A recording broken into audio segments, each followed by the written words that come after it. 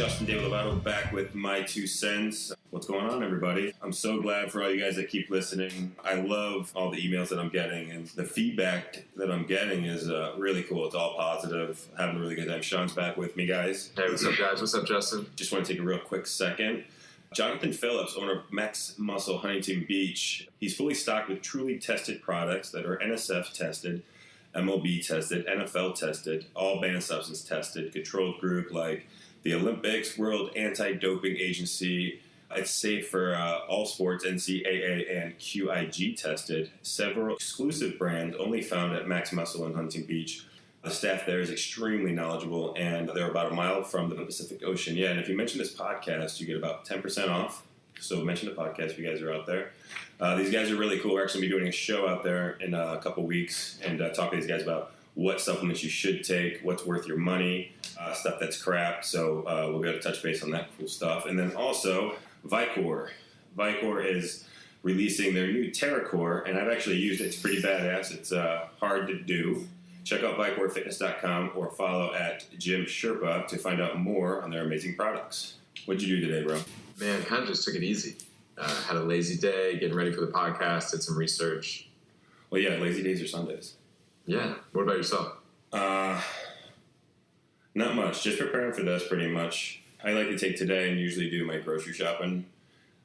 So me and Steph, we go to Whole Foods and we get what we need for, so about Wednesday, Thursday.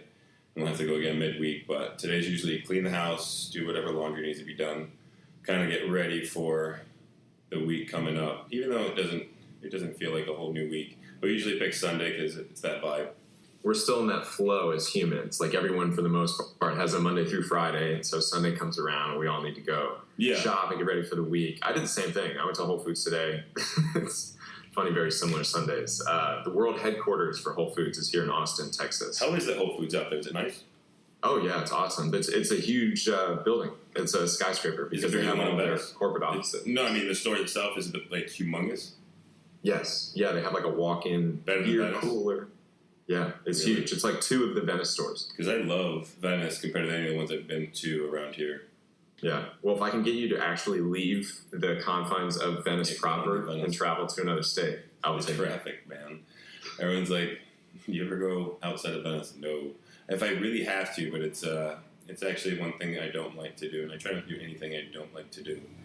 Do you feel like that's the way to do Los Angeles as well, since it's a bunch of little cities? Just staying where you live? Yeah, well, when I first moved here, I was in the Valley, but I worked in Beverly Hills, but I trained in Venice. So that was like a fucking clusterfuck of a lot of driving and traffic. And then eventually I was like, all right, I'll be by my work, but then I still had to drive to Venice for the gym, and that still sucked. You just can't comprehend the amount of time wasted in your shitty car.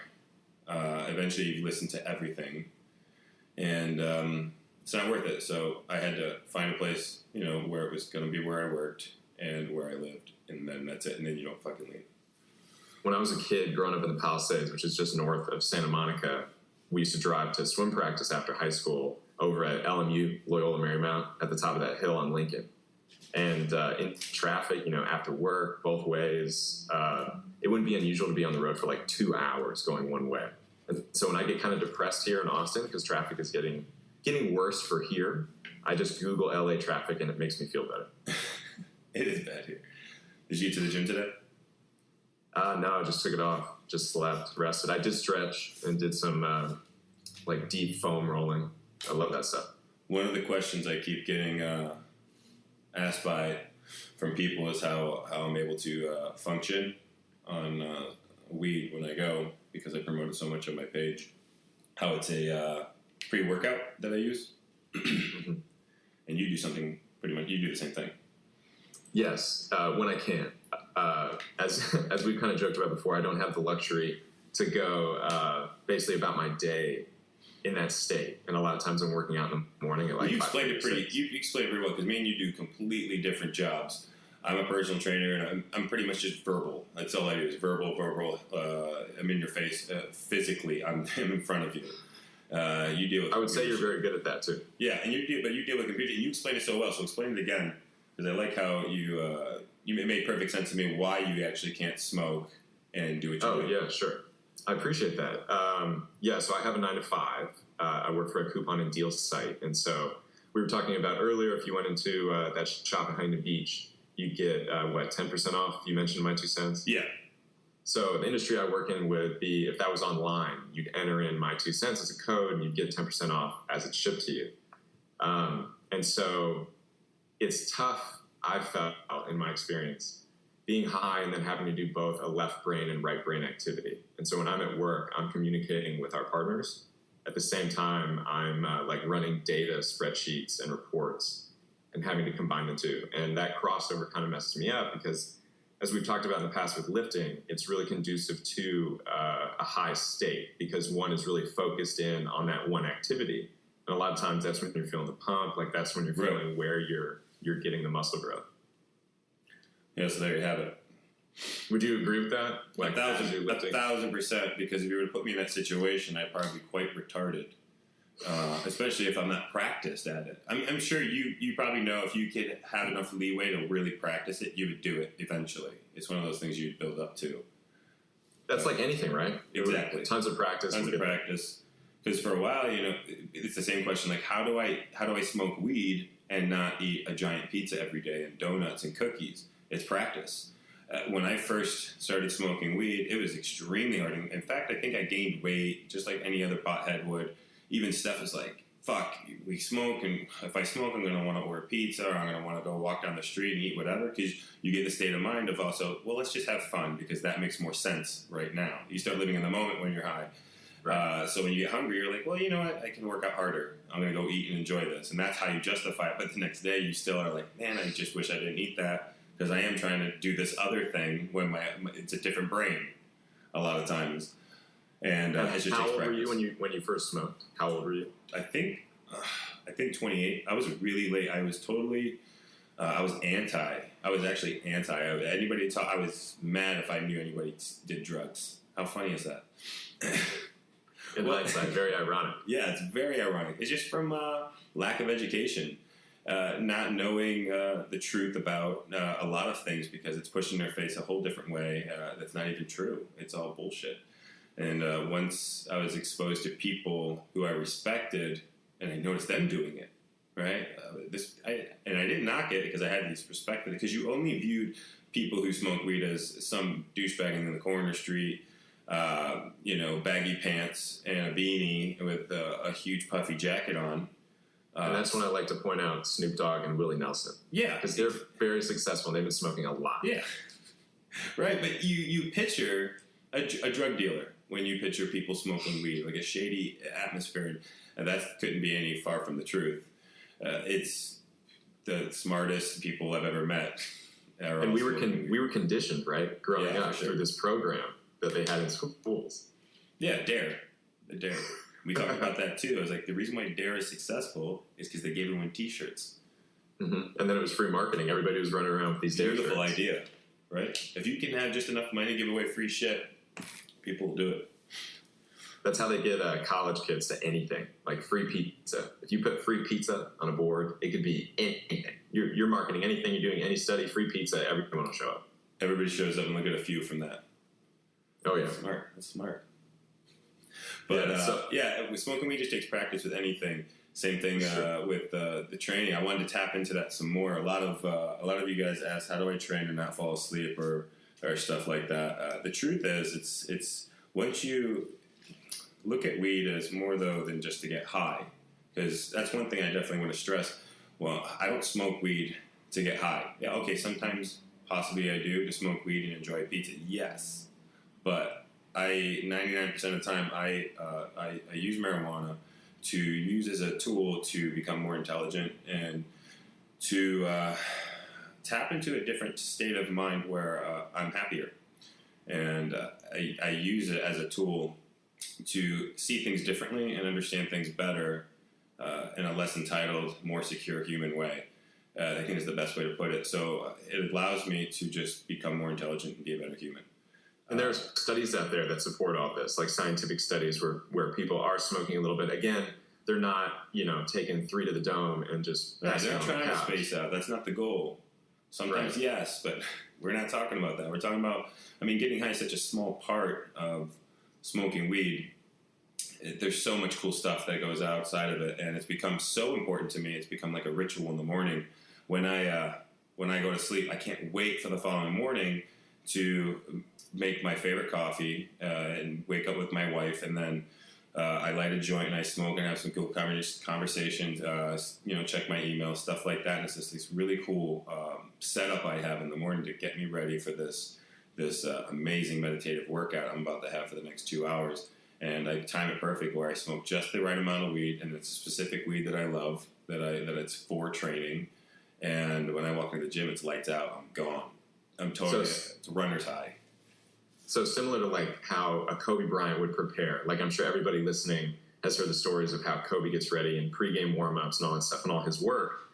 He's putting himself into a flow state. He's doing that ritual to get into the mode where he can be the best possible version of himself while playing. Do you feel that your ritual of getting a little high, having coffee with your wife, hanging out, is part of the ritual? 1,000%. It's become such an important part of my day. If you tried to fuck with it, that's when I'm fighting. That's the only time I see a pothead fight. Isn't it great to learn about yourself too? To that point where you figure out what works, what doesn't. Yeah, I think that's the major problem with a lot of people. They haven't found that yet. Because everybody does the same thing, and I don't think that's correct. Everybody's not supposed to have the same energy drink and the same coffee drink, and just everything's just caffeinated, and they just throw it in, and you feel geeked up, and you think it's supposed to work that way. And it's filled with other shit too. You can't even pronounce it. You don't know what it is. Yeah. And it's everybody's different. Some people can't drink caffeine. Some people can't smoke weed. Everybody's got to find their spot. For me, I just noticed that weed and the right amount of caffeine, and then I even get into like my certain coffees. I think you just got to find your own thing and make it a priority. And once you make that a priority, especially at the beginning of the day, waking up with the sun, it's gonna set your day up to be fucking sick. Yeah, it's magical. I can't really see you falling asleep on like a squat bench or squat rack, passing out. No, it's anything. I'm stronger. I'm more efficient. I literally can tap into my muscles on such a weird level that I've grown since incorporating this routine in the morning, smoking to a certain point, to where I fall into this really, really good flow where it's just me. I'm in my own element. There's like a sphere, of imaginary sphere that's wrapped around me. And I put the right tunes on, and they always feel good no matter what. And I just go to work on whatever it is I do. And what's funny is like that flow, that high transitions to who I'm training next too. And it's fucking awesome because I'm so much more creative with my clients who's coming into that flow. I'm right on top of everything, and my energy's better. I'm just more thought out with my programs and how I'm going to work with them, and I'm more creative. I'm actually more in the game. I'm way the opposite of tired. Right. Yeah, you've been a big inspiration for me too. And again, I don't have the luxury of smoking a little bit before going to work out. And I know you and I have joked about this, but for those listening, I'm not as big as Justin. I'm still pretty athletic. I was a collegiate athlete, and I still work out quite a bit. But, Justin's on a whole nother level. And to that point, he's the one that suggested getting a little high to me before going to lift. And I've noticed through practice that I'm better able to focus on each exercise. It's being in that state is really conducive to the focus. I feel the pump a hell of a lot more than I used to prior.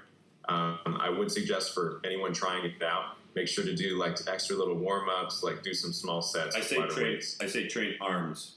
The first time you decide to smoke weed, train arms. It's safe, it's easy, and you're not going to go stupid heavy. Train arms the first time, and you will probably get one of the biggest pumps of your life. Make sure you wear headphones. You have to wear headphones. Find some music, because if you go in and some guy starts talking to you, you're going to fall into a 35-minute conversation because you're going to want to be within that moment of that conversation. And that's just what happens.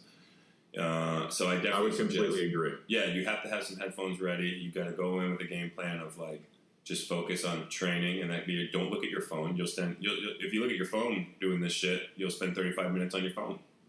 And I think it's counterintuitive. I always go in thinking that I'm going to be in there forever if I'm just working out and like not looking at my phone and not having conversations. But yeah, it goes by like same amount of time that I normally work out. I swear weed slows time down, like literally. It has to. When I train, I have done so much, and my muscles are engorged to the max. I look at the time, and it's been like 25 minutes. And I'm like, are you fucking kidding me? I'm like, this shit slows time down. And it really makes me question time in general, and that it is relative. You know what I mean? I know, right? So I definitely recommend, if you're going to smoke weed as an adult, try arms first, or running, because a lot of marathon runners smoke a lot of weed and do their marathons. I did that too when I started doing sprints a couple weeks ago. It was sick. I got there, I smoked some weed, I ran some laps, and I could just keep going. I tapped into a whole new place, and it was sweet. I loved it. Do you find that everything is a little more fun smoking a little bit? Yeah, and it's not honestly because I know people get the misconception. It's not because you're stoned. It's just this different way of seeing things. It's the different way you feel about the things that you're doing too. You truly are enjoying whatever it is you're doing. That's what marijuana does for you, and you're not going to do anything you don't want to do. So it's not like you're at a situation that you hate, and then all of a sudden you enjoy it. No, you're only going to do things you enjoy. But we've been conditioned by those dating programs, by like the commercials where the guys look completely out of it when they're smoking. Yes, people can like pass out on the couch, but the worst that's going to happen is they'll be covered in Funyuns. Yeah, just don't do a bong at your very first time. That's all. I've done that to be mean to my friends who's never smoked. And a few of my friends that come over first time ever, like, you want to try a bong hit? First time? It's such a dick move. And they're gone. They're gone. The lights out, and then they're upset. There was the one time at your place where we came back, and I just kept going. I went to town on your bong, and you were like, you realize it's like your fifth one, right? Oh yeah, you were cooking. Yeah, I mean, you were going back and forth with me because at that time, not many people could just go for bong rips when we were actually just trying to get blasted. I appreciate that shout out too. That's a big deal for me. Yeah, nice job on that. I have one buddy who, man, he could just keep going. But it gets to the point where he's kind of stupid, and I don't want to get stupid, but he's like, he could keep going if he gets stupid. I'm not about that. Yeah, and I know we'll get into it at some point. I'm so fascinated at what our society has done since the early 20th century to plant these seeds about marijuana, no pun intended, that are very negative about the drug and the aspects of it, and like why it's illegal, not many people realize. And it's not for the reasons that people say it is. You know, those commercials we were talking about earlier, the ones where it's like, one's going to be extremely stupid if they're smoking. Yeah, it's all just comes down to the government wanting you to buy something else. That's all it is. I mean, that's the realistic part. It comes down to money. Like, I saw a meme or one of those Instagram post thingies where it was the government doesn't make mushrooms and marijuana illegal because they're worried about your health or you jumping out of a 6-story building. They're worried about your money going somewhere else. That's it. So, that's what my dad used to say growing up. When I would be curious about how the world works, he would say, follow the money. It's in your face. We all see it. Like, if why is weed illegal and cigarettes are legal? That's a very common question. It's simple. It's simple. It just doesn't make sense. But whatever. I think almost silly to even talk about it anymore. And you've never smoked a cigarette and gone and worked out? I've never smoked a cigarette in my... Well, no, I've never smoked a cigarette in my life. I think I smoked a Swisher Sweets once. Or like a Black and Mild? Yeah. I never smoked a cigarette. No, I did. I actually just recently did. I went to the rave this Halloween, and I was partying, and I had my first cigarette. It fucking killed my throat. It knocked me on my ass. I did not expect it because I inhaled it like I would a joint. Mm-hmm. And it gave me a headache within seconds, but it fucked me up pretty good. Yes. Yeah. I don't know why people still do that stuff. I can't believe it's a thing. When I see people smoke, I'm like, how is that still a thing? I can understand. I can understand you probably get a buzz from the tobacco, and you can treat it like any other drug, I guess, right? So I can understand, like, if you're going to go out drinking and you want to smoke a cigarette to catch the buzz and keep, like, some type of buzz going, totally get it. To sit in your car at a red light, don't get it. So are most of the questions that you get about smoking and marijuana? No. A lot of them are about training. Yeah, and, I mean, I'll get into that kind of cool stuff. But I want to talk about... I do get a lot of questions about people asking about marijuana and how it's functional, because there is just a lot of and I get some young dudes hit me up and they're like, hey, is this stuff, how is this, they see it as unhealthy as well. And so that's another just misinformation that's out there. You just got to do your own research too on this and see if this is something that you want to do. I mean, you'll find out when you do your research. There's nothing absolutely wrong with it. So you just got to be an adult and figure it out for yourself. Yeah, and to that point, a resource to really, if people listening want to educate themselves, there's a Sanjay Gupta documentary on CNN.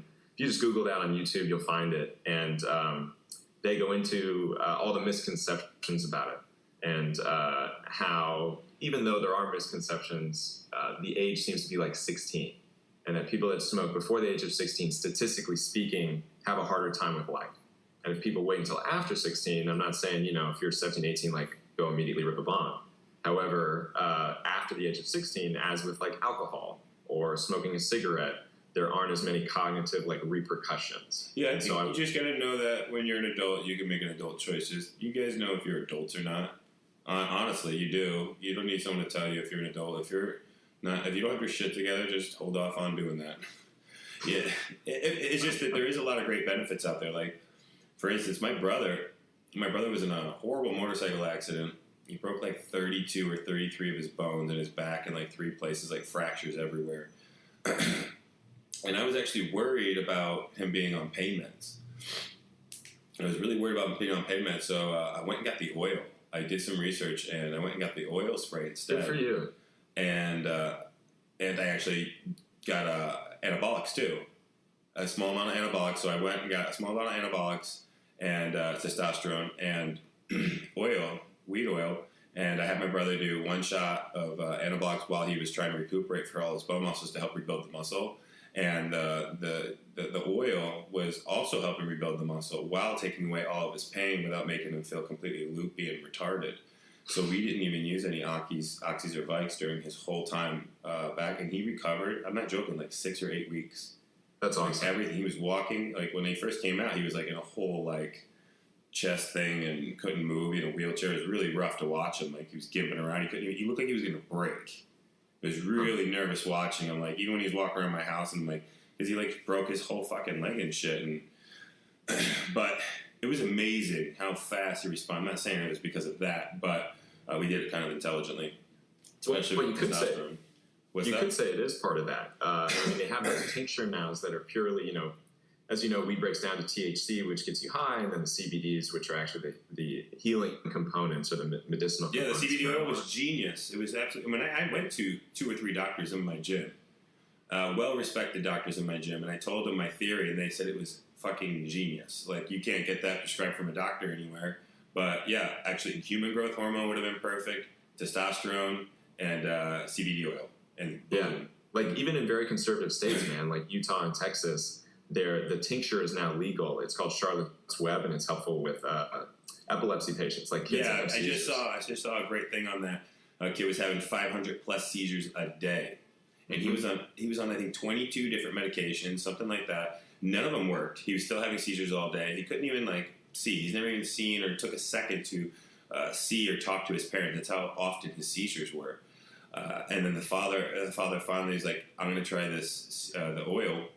And first time he did it, his son didn't have any more seizures.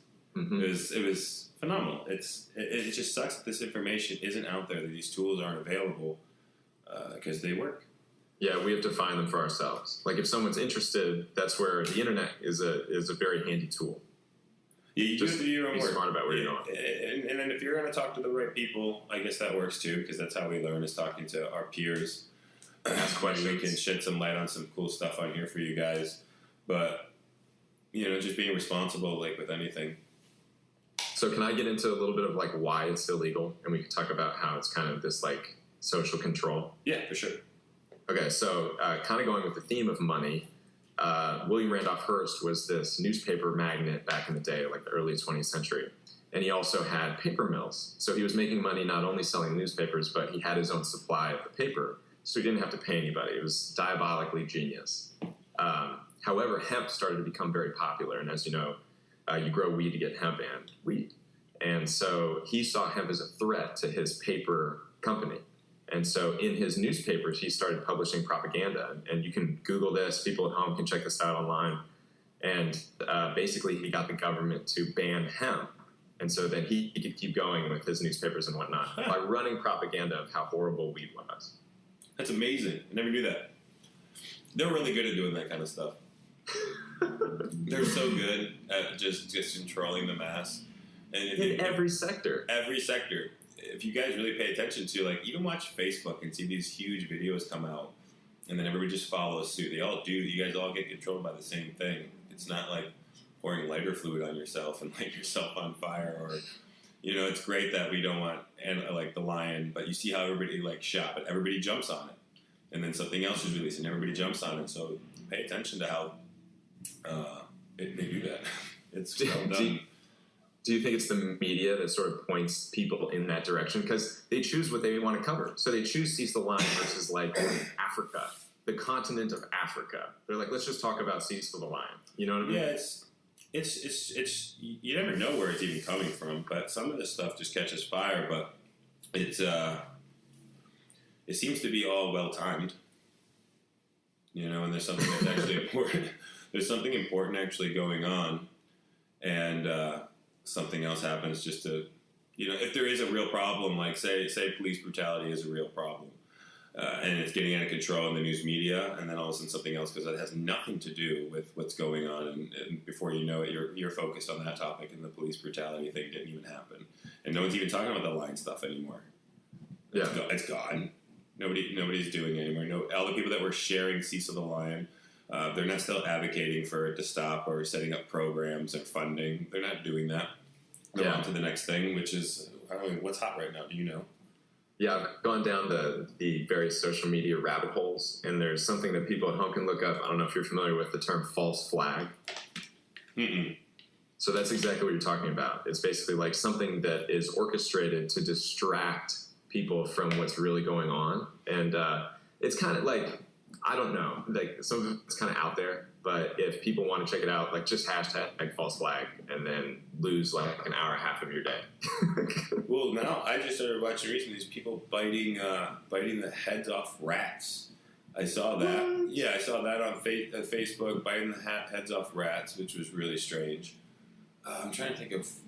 I only try to post cool stuff, so that's the most stuff I get. I get a bunch of like happy stuff on my feed. Yeah.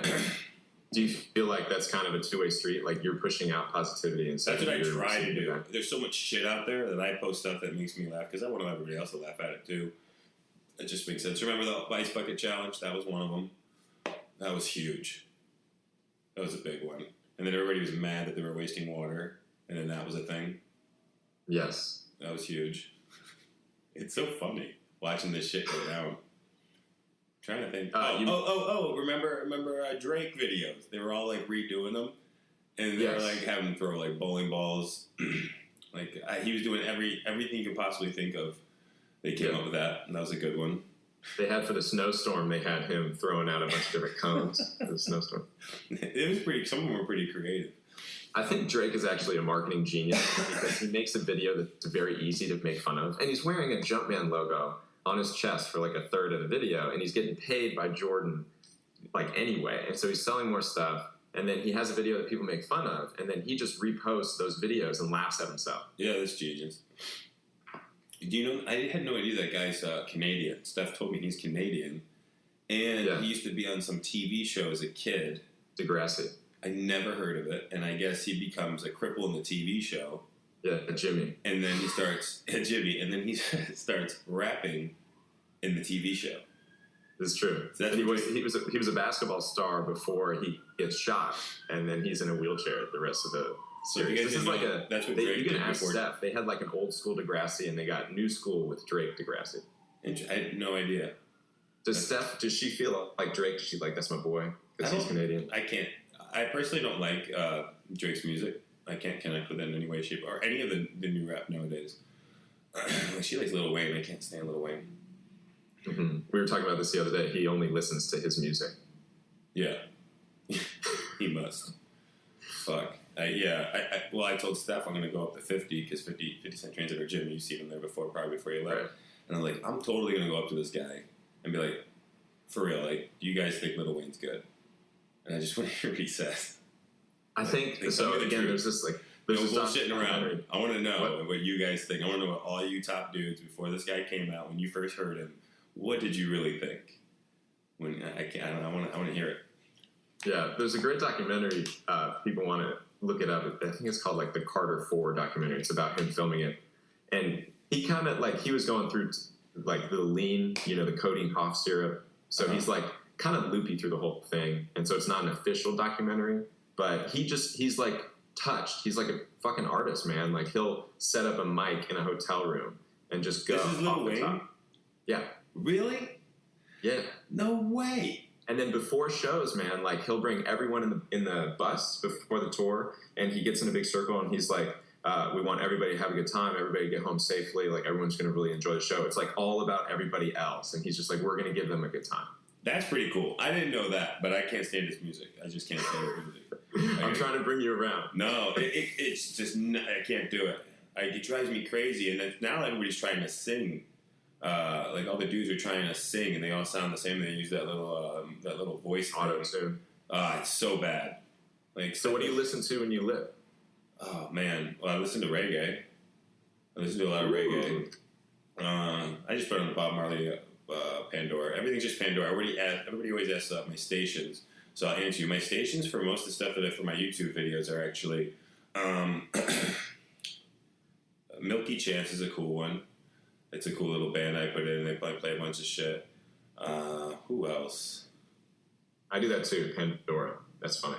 Yeah, and then I strategically only thumbs up the really people that do that genre before you know you have the most cool flow of everybody. I can't even think of my stations right now. Because you're so in the zone when you go in the zone. But yeah, I listen. If I'm going to listen to anything, like I like Hardwell, like good house music. If I want to like have a really intense workout, put on some Hardwell. But then Soundgarden, Audio Slave is still always a go-to. They're always just classic. Rage Against the Machine's always classic. But I usually like listen to just chill music, like really relaxed, believe it or not, like relaxed. No, that's cool. It's funny you said like house music. I listen to one of the stations on Pandora is Trap Radio, and so it's like the EDM and hip hop trap subgenre. It really gets me going. Other than that, yeah, like electronic, melodic stuff. Steph likes the Skrillex stuff. Yeah, there you go. She likes the Skrillex stuff. I liked that about 10 years ago, but you're so over it. She's every now and then I'm like, all right, yeah, I can get into this right at this moment, and I get a spot, cool, but not anymore. It's really loud, and I like loud music. I was a drummer, so for me, it's. She usually wouldn't turn the volume down, but for me, it's I don't know. I'm done with the Skrillex too. Every now and then I can get into some what's it called? Is it Crystal Method? Yeah, they're good. They just go hard. They're like that music's like vampire music, like from Blade. Yeah, like in Blade. Yeah, whenever Crystal Method comes on, I think of Blade or the Underworld. Hey, speaking of like odd people, they actually did that over in Eastern Europe. They had like a club that dropped blood through the top of the things. Not real blood. Real blood. Yeah. Ugh. They didn't have the blood yet. They were just like, we're going to hold this event, and so many people were like, we're down. They were like, I guess we have to do it. What was it, like cow blood? I didn't go that far down the rabbit hole. I was like, oh, that's interesting, and I'm done. That's so weird. Everybody has a fetish though. Everybody's got a weird fetish, How old did you sound just now saying you were over loud music? Like, what, 5-10 more years before it's just all classical? Not necessarily, I know, right? Not necessarily loud music, just that type of loud music. There's some stuff I love loud music, but Skrillex is like, they can just come at you wrong. I guess you gotta be in the mood for it. Mm-hmm. I used to use this program called Fruity Loops back in the day. Did you ever fuck with that? No, I don't even on the computer, remember? Oh, yeah, that's right. Fun fact for everyone at home, Justin would prefer to do smoke signals and carrier pigeons over internet stuff. Yeah, I don't have an email. I just got the My 2 Cents email. Yeah, the URL, me and my wife's email, but she handles all of our stuff. So, yeah, I just got the My 2 Cents email to answer any questions you guys have. But for the most part, I try not to write the date, ever. And I don't have a computer, and I don't know. It's not like I'm against it. I don't do well with them. I don't. It feels foreign to me consistently, and I don't have cable. That's another thing. So I miss out on a lot of events. It's like when some big shit happens, I have no idea. It's like 4 days later when I see honestly, even like the Paris thing. I had no idea the bombing happening in Paris was like 4 days later when I just saw the posts on Instagram and social media, and that's how it is with most things. I don't catch up on. I do that on purpose though. That's the reason why I do it, because there is a lot of negative stuff in the world, and I choose not to participate. So have you felt that's made you a happier person? And I ask because I get pissed. I get pissed when someone posts something really fucked up. I get mad because okay, let's rate. If we want to like say these animals that show somebody like fucking hanging a cat from a tree. Don't post that. What you got to do is if you really want to help, you unless you're trying to find like these people in the video. Okay, I get that. But like to just show something and you don't know who the person is to post that. That's not going to make anybody happy. If anything, you want to take that material and take it to authorities who can help do it, and then maybe raise awareness and try to figure out what the fuck's going on in your own way. But just post it to get some type of wow factor and ruin some people's days. That's fucked up. And to me, it goes back to what we were talking about earlier about like giving out and projecting positivity. You're going to get it back. And so if one is posting that stuff, which is like really negative, really violent, that's kind of what's going to come back around. Like that's what they're throwing out to the universe. Yeah, and I agree totally. And I'm not saying like all posts. Like I understand there's important topics that aren't pleasing to talk about that need to, be out there and be heard. But I'm talking about that fucked up shit. You guys know what I'm talking about. Nobody wants to see that, and it's sad. It's sad that it goes on. And if you really do like want to make an effort, like don't post that. But just how about post the places to find that will help this cause. Do that instead. Like, hey, make a big post about there's a lot of dog brutality and abuse going on. I just want to put this out there because I saw this horrible video and we should raise awareness, and then post where we can go to either fund these communities and these activities to raise awareness for what you think is a big deal. Posting the video of some poor dog getting lynched or a cat getting hung by a tree, that doesn't fucking do anything. Yeah, that's a fantastic idea too, to participate in that way. Why wouldn't you in any other way? If you're going to raise awareness, you do it the correct way if you really care. Just doing something to do it because everybody else is doesn't make sense either. I don't know. It's funny you said that you don't have cable, because I don't have cable either. And I found by not consuming that, like, yeah, I'm a little behind on world events, but I've noticed I've become a happier person. And then I can let other people tell me about them, and then they feel good. Yeah, that's true. Yeah, I mean, I'm always blown away by when I don't know about what shit's going on. It's a lot better for me. Like I like the fact that because there's a lot of stuff that is on TV that's just ridiculous. The news is strange. It's not the real news. Everything's manipulated and fucked up, and they don't even give you the whole story. It's not held accountable because they can put whatever they want out there. It's not like they're putting the truth out there. They can put whatever they want. They can do that. So I choose not to participate in that because a lot of it's just bullshit. Well, you've heard that stat that there's only 6 companies that control like 98% of all media that we consume. I'm talking TV, magazines, newspapers, all that shit, 6 companies. 6 companies, that's small. And back in the day, in the 1950s, whatever, it used to be a ton of them. And they've all consolidated. So in my opinion, it's not a far cry to be in 2016. All those 6 are kind of like coordinated in what they World should. News. Like Anchorman. World News. It's art imitating life, seriously. No, I'll tell you in that direction. Me and Steph had a funny conversation of like, where do you think this world's going to be at in like 40 years from all the crazy shit that keeps happening? And we were mainly talking about this because we just watched Cowspiracy. Did you see that? Yeah. And if you guys haven't seen this, check this documentary out. It's really cool. It basically was talking about the meat consumption and how crazy it is and how much energy it uses. They didn't even talk about the cruelty of the animals because that's what I thought it was going to be about. I'm like, I don't want to see this because I know it's going to be awful and it's going to ruin my night. But it wasn't about that. It was about energy and how the meat consumption was actually using tons and tons of energy. And I had no idea of this. And so it gets into like how much water is wasted to eat a cheeseburger, just a single cheeseburger. It throws crazy numbers out there.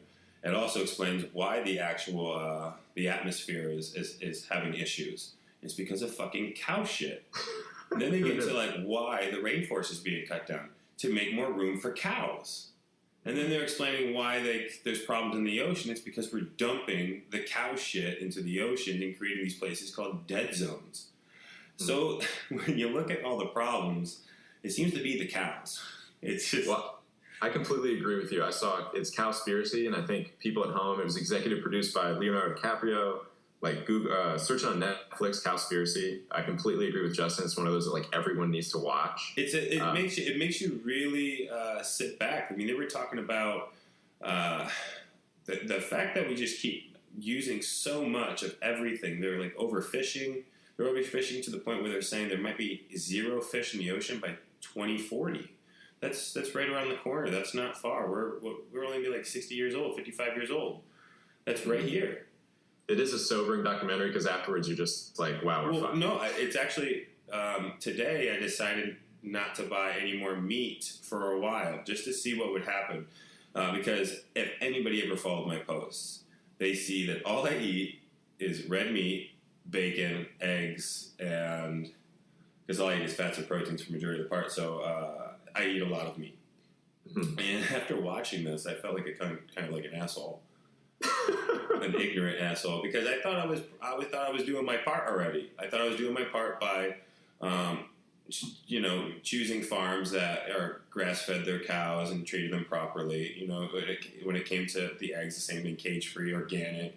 I thought that's what you had to do to pull your weight. Because, I'm not for not eating meat. I think we're supposed to eat meat. But so my thing was, all right, I'll only fund the companies. I'll give my money to companies that only treat the animals with kind before we do kill them. And I'm cool with that. I think you should be able to hunt your own food or fish for your own fish. And if you can't do that, you can pay someone to do that respectively. Just pay the right company. I thought I was pulling my part and pulling my weight to the most of my ability. And then you find out, no, we had to just actually stop eating meat. Because it's killing the entire world, and it's fucking with everything. It's fucking with the rainforest, and it's fucking with the atmosphere. And not only that, it's horrible to the animals because 90% of the companies do not treat the animals right. So what do you do? So you can choose to participate or not participate. So I was telling Steph, I was like, that's the only reason I really needed. If someone was telling me I wasn't supposed to eat them because we're not supposed to, they're wrong. So that's what they were. Any vegan that goes, your body can't digest red meat, no, it can. You are literally lying when you say that. So, if you give me a moral reason, like it's destroying the world, I can totally be like, well, okay, I cannot do that. I can be for that. That's a moral thing. That's what you're supposed to do. When there's an issue and there's a moral answer, that's what you do. That's a bullshit answer, right? So I think it's fantastic. I honestly think if they approach people in that way, instead of being like, you're not supposed to eat animals. Well, you're wrong. And you're giving facts that are wrong. So the intelligent people are going to call you out, and they're not going to help you. They're not going to be there for you. But if you approach them this way and get this message, that's why I'm so pumped for everybody to watch this film, because I'm not saying you can't ever eat meat. You can eat meat every day if you want. But it's just the clips that we're going, like the rate that we're eating. Maybe you'll spend less time in the meat department, and that'll be good for you. Or maybe you realize it's important to kill your own or go fishing on your own and stuff like that. And it's just something I'm going to try to do. I'm excited. I'm still doing. I think what I'm basically doing. My diet is a pescatarian. Pescatarian, so mostly fish. Right, fish, eggs. I still feel bad for eggs because it's making all the fucking chickens. But what the fuck? So I'm like, this sucks. I just wish there was nice farms that treated chickens nice everywhere I went, and I wouldn't feel bad. So I'm just doing fish and eggs. I still do butter, and I think that's pretty much it. And so no meats or chickens or pork. Yeah. It's funny you said about just the moral reason. That's the only reason why you should do it, is if it's moral. Oh, yeah. Yeah. It comes down to it pretty simple. You shouldn't kill a cow in a horrible way and use only part of it, because that's fucking weird. But you can kill a cow in a moral way, in a fast way, use all its resources like every other animal does in the world, right? Everybody does. Everybody works in a system. Work in the system. You don't have to over-abuse it. You don't have to overuse it You guys eat enough. It's just what it is. Like, don't take more than what you need. We as humans kind of treat the world like we landed on it. When we're a part of the whole ecosystem, like if the air stops, the animals that we eat stop, we stop. But they don't understand. It's like you could if you're killing the planet. And actually, I remember I listened to one of Joe Rogan's episodes, and I actually try not to listen to Joe Rogan because he's such an intelligent person. He says such cool stuff. I'm always afraid of plagiarizing because he's so intelligent. So I choose not to listen to him too much. But one of his episodes, he referred to the human beings as mold on bread. And it's such a great way because we do use, and after watching Conspiracy, it was nuts of how much natural resources we are actually using.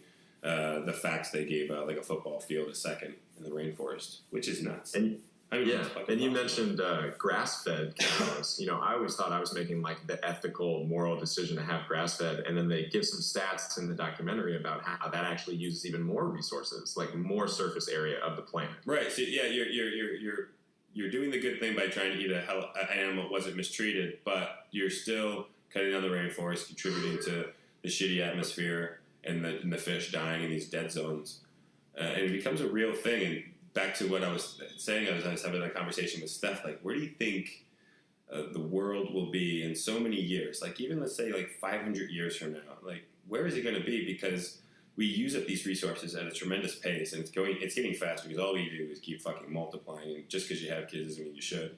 And maybe that's all we keep doing. And so it's like, you think we're just going to be like living on top of each other? Like, or... Yeah, we kind of are. It's skyscrapers and whatnot. And I keep with another funny thing. None of us, like how the government really never funds NASA. They don't really fund or give them the money to do anything. It makes sense. Because I truly think... Elon Musk. I truly think, like, they're looking for another planet, right? To live on, because they're fucking this one up.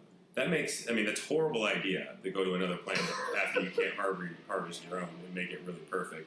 Because you can. But I think the scientists realize that the government has no cares or any means to fix the issues because they just want money, and they're like, well, we're gonna take the smart people and we're gonna find this planet and we're gonna fly away and then restart. And that's what I was talking about last night. Like, that's exactly what they're doing, and I can't blame them. I just feel bad because I think they gave up. They're like, oh man, this Earth's fucked. I gotta find another one and only bring the smart people. Mm-hmm. And I think that's what you're mentioning about government. They came up with a study recently from I want to say it was a Princeton and Northwestern study that the U.S. is rather an oligarchy and not a democracy anymore. It's just run by huge corporations. It's exactly what it is. It's what makes money. That I always bore Steph with my question, like, how is the fact that a restaurant has to say 100% real beef? It should be all real beef. There should be no other choices, and there's all these little loopholes, and just because of money. And McDonald's will always be in business because that's huge money for the government.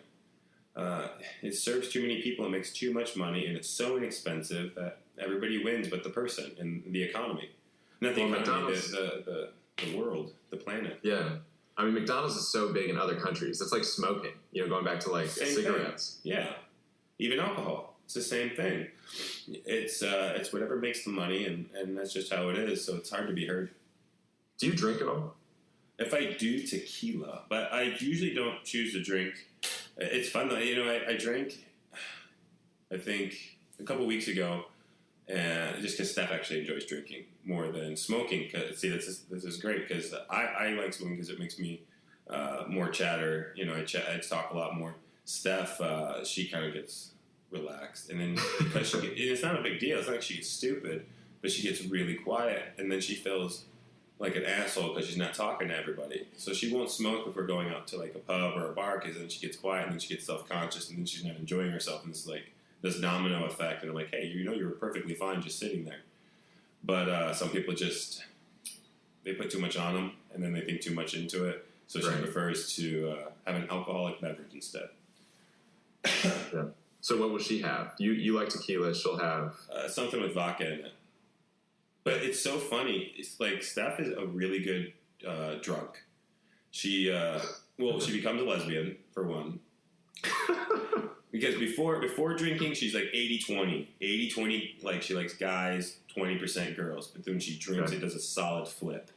It goes to 80% women, 20% guys, and she just becomes an animal. That's when, you could tell like she's a good alcohol, a good drinker, not an alcoholic. She's a good drinker. She's fun. So do you find that you're on it like switches for you, or do you win with both? I win with both for sure. I win with both. Everybody's free to be who they are, and I love watching her be happy. So it's a win. You know, if she ever wants to explore that, she's more than welcome. It's her. It's who she is. Mm-hmm. That's solid. You guys have a great relationship. I really thought in that first episode of My 2 Cents, you got into what makes you and Steph really special in that relationship. Yeah, it's just work, and it's not work in a bad way. I definitely, it's like an exciting work. It's becoming more intelligent. Working with somebody is a lot of fun. In a relationship, in business, as a friend, just even also to become more intelligent, inspire each other. We're always working on that in a really cool, fun, positive way. And a lot of times I think people's biggest problem is they're just too hard on themselves when it comes to relationships.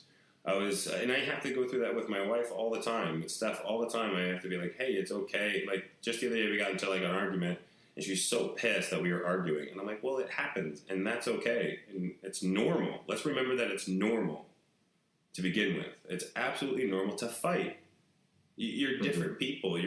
Someone wants the room green, the other one wants the one blue, and you will argue over that. And that's okay, because you're different people with different ideas, and you see things differently. The problem is, this is what people do. When you get into a fight, you kind of hold on to it because you're retarded. You hold on to the fight, and and you strike it off as like a bad thing instead of just as a normal thing.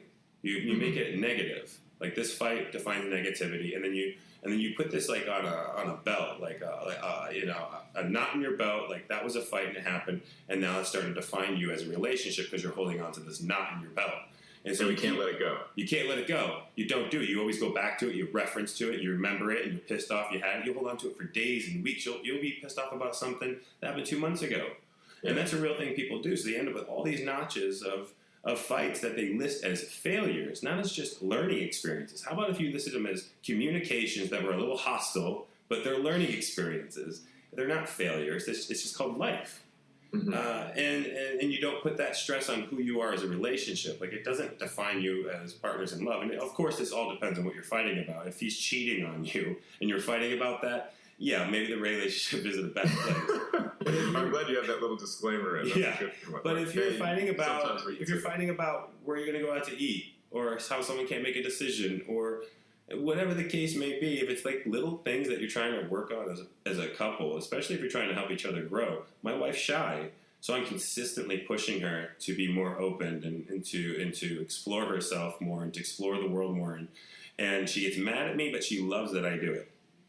And she does the same for me, vice versa. I'm so out there in the open, I can be a little irresponsible, and she has to pull me back, and I get mad at her for doing that.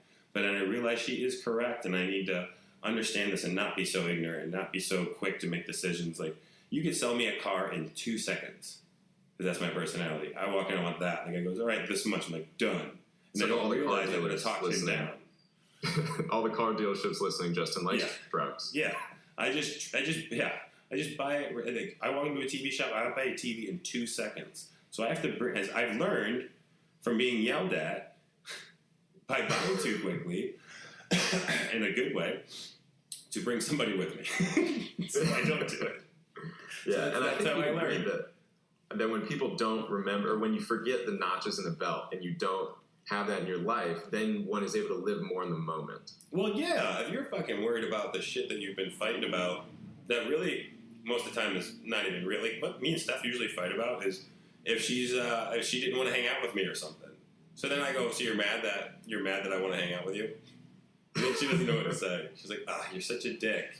I'm like, I'm just joking. Go do your thing. But that's, it's just, I think it's understanding that fighting doesn't mean failure. A lot of times that's just still communication. And you are different, and you see things differently. You were raised differently, and it's just to understand that it makes the fight, if you want to call it, less personal. It becomes way less personal because fighting shouldn't be fighting unless you did something that was extremely disrespectful.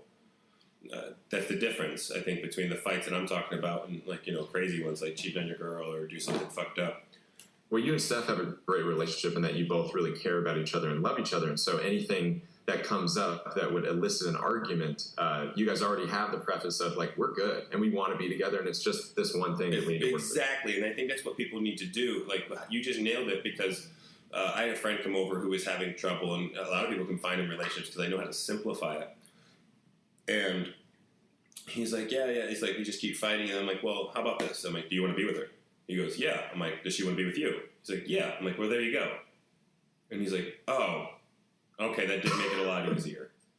Yeah, his mind just, like, smoked a little bit. He's like, oh, okay. I'm like, exactly. So it's not about your relationship. Quit putting it on your relationship. Just deal with whatever the problem is, and then it's done. Like, holding on to it and putting it like it's about your relationship as a failure doesn't make any sense at all. Well, you were talking about earlier, of letting go and not being so hard on yourself. I completely agree. I think as a culture, we tend to err on the side of negativity. And what I found going back to smoking, I was able to, while high, like, separate my frustration from who I was. Great tool.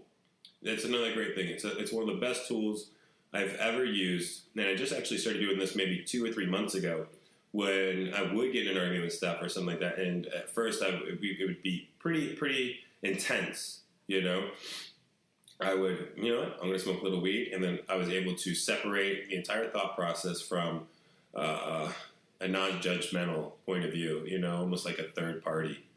And right. I was like, okay, done. And then I can go to her, and my attitude's different. I'm calm. My energy's completely different. It's loving. My energy is loving. And she feels that immediately, and so she is no longer hostile, and it's about, okay. And it relaxes within seconds. It's amazing how this works. And it's all because of weed, again. Well, and we joke about, Justin and I, that you never hear stories of people coming home and smoking a J and hitting their wife. Like, no, nobody beats their wife on weed. Nobody gets in a fight on marijuana. Everyone makes friends. Everyone makes friends. Whenever I go to the club stoned, it's always some alcoholic asshole starting trouble. Nobody hides in it. But we say sorry.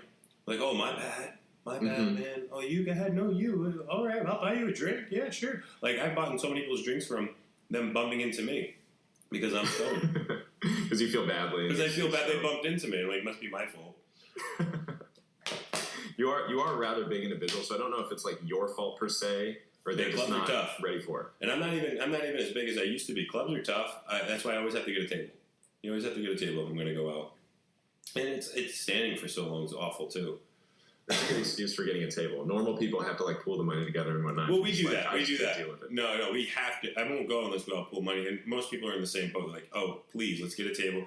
And why not? If a table costs like in LA, like on an average Saturday, anywhere from like $900 to like $1,500. Get 10 people. No, yeah, that's nothing. That's nothing. It's $100 a pop. The ticket alone would have cost you $45-$50 to get in. It pays for like a few bottles. Chip in, you have your own space. Table. And you have your own space, and you get like escorted to the bathroom. It comes with all the waters and stuff like that. Always get a table, especially if you're in Vegas or in LA. Yeah, Vegas, the prices go up a little bit. Where do you go in Vegas when you guys go?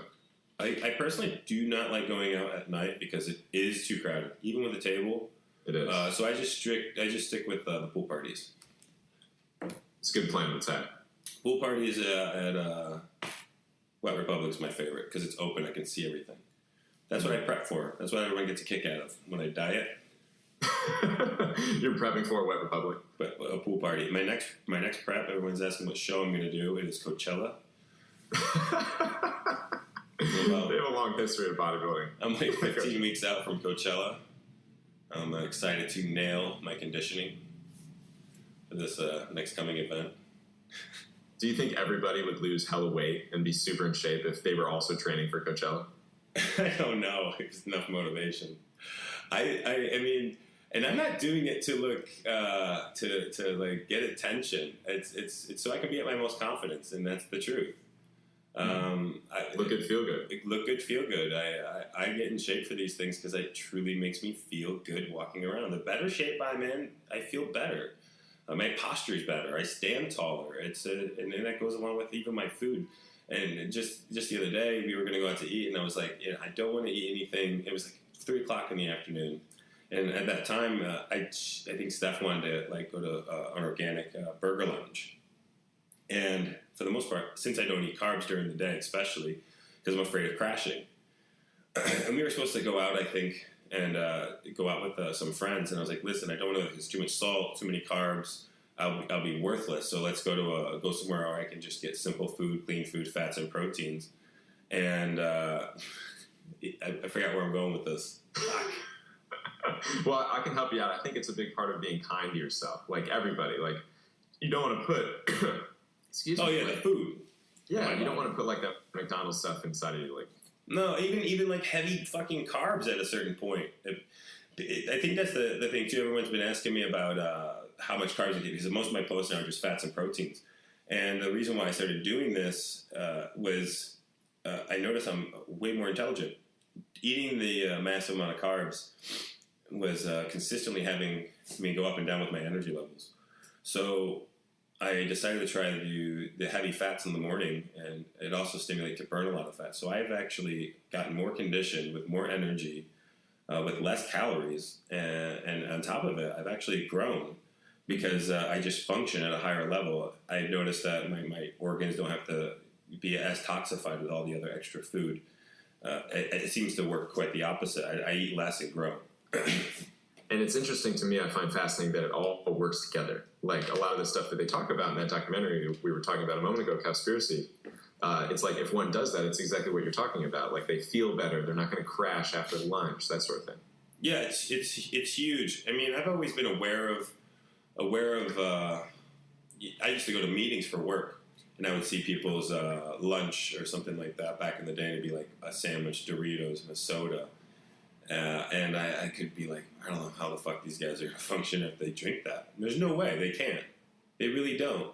And that's why I liked Google. I heard Google has this really cool thing where they put the groceries the food that's really, I don't know if it's just true, but they put the really healthy stuff that makes you more intelligent, it's like brain food, in the highest, like in the front of the store, and it's all lit up and it's very colorful, and then they still give you the option to eat whatever you want, but they put the really bad, shitty food that's like gonna bring you down, and they put it in the back, and there's like it's dark, and they don't want you to go back there. Like the lights are dim, like everything's brown. I don't know if this is true at all, so don't. But I've heard this, and I'm like, that's genius, because that'll inspire whoever's working for Google to possibly manipulate them in a great way to eat better for themselves, to produce better work, and you're happier as a person. It's genius if it's true. If I ever run a place, that's what I'll do. I think you're right. The Google offices here, they have like a green, a yellow, and a red. Okay, and the red are like the bad stuff, and they frost the glass, and so you can't even see it if you're going for it. That stops you from buying when the glass is frosted. Have you noticed that? Oh yeah, you wouldn't even. You'd be like, never mind. I don't want to open it, and you just keep going. I do that with I do that all the time. Actually, it's genius. The laziness of our culture is saving us. We're like, I can't look through that. I'll just go with the healthy stuff. They know that you're so lazy, you move on to the next. Yeah, and so if they put the healthy stuff in the next one, then it's all manipulation is very important. If people don't realize, most of the time you're manipulating your way through life, and it's good and bad manipulation choices. Obviously, I always try to manipulate my wife to be more outgoing, and even like plant ideas that make it feel like they're her own. I even do that for her too, because like if I can, like say I want people to come over, but I know Steph, she's a little timid or something like that. This is actually quite some time ago. I can kind of direct her to maybe come in and say it as her idea, like, hey, do you want people to come over? And just allowing her to do that, for her to say it, makes the event way more exciting for her. Like, she's excited because it was her idea. So I think manipulation is, if you're using it in the right way, is genius. It's perfect. It's completely cool. Yeah, it's sort of like the motivation behind it. Like in the instance that you just gave, like you and Steph are looking forward to a good time, whereas, the person slanging the fast food and the sodas and whatnot and have the billboards and the commercials and the radio spots, like they may not have your best intentions in mind. No, never. Never. And that's the thing. It's human beings need to start thinking for themselves a little bit more. Just because it's on the shelf does not mean it's good for you. And that's the one thing. I know a lot of you guys are ignorant. It doesn't mean a bad thing. But a lot of you guys are ignorant to the fact that just because it's on the shelf, like there was a time I remember when the sugar-free shit came out, and everybody was loving that it was sugar-free. But they didn't even look on the back. All they did was times the fat by like 20, 30% more. So there was all this extra fatness. They're still getting all this ridiculous crap in there. And then it'd be fat-free, but they didn't look on the back. It was loaded with sugar. Mm-hmm. And sugar is technically a carb, so yeah, sugar's carbs, so the carbs were way up. And you guys get to just pay attention to this kind of stuff just because it looks good. Do your research on when it comes to your food and pretty much everything that's on the Have you seen that documentary, Fed Up, that's all about sugar? No. Yeah, so I highly recommend it. It's called Fed Up. It came out like a year or so ago, and it talks about like similar the prescription drugs and the lobbying that they do in government. There's a sugar lobby, and they've lobbied the government to say, fat-free, and then they load up sugar. Like if you look on the back of anything that you buy at the store, sugar does not have a % daily value. And so like everything else, like protein, fats have a % daily value. And, yeah, it's crazy. Sugar does not. They got it off the box. Yeah, the food here, especially in the States, is insane. It's almost, it's incredibly hard to just eat healthy, clean food. I didn't think it would be this hard once I went the whole organic route. But even like now, there's companies that say they're organic and they're not organic, or they're doing some other shady shit. They're just paying for the name. Like that shit happens. It's pretty crazy. Or the fact that like cage free means 15 minutes outside the cage and they get put back in. They don't show you the fine print. And I guess that's where our job again is to do our own research. Yeah, I mean, be an informed consumer, I completely agree, because what we're being told isn't always the right thing or the correct thing or the best for us. Yeah, it's definitely interesting. How you doing on water, Justin? Good. I'm consuming. I had a cold, and I never get sick, but there was like in the gym sometimes it's almost inevitable. I had a cold. And I just gave it to Steph, and I'm just getting over it, so I feel bad. So Steph's still struggling through it? Yeah, I think she has like 2 more days of it. It was just like literally like an average cold that was just real annoying. But she's catching the tail end of it right now.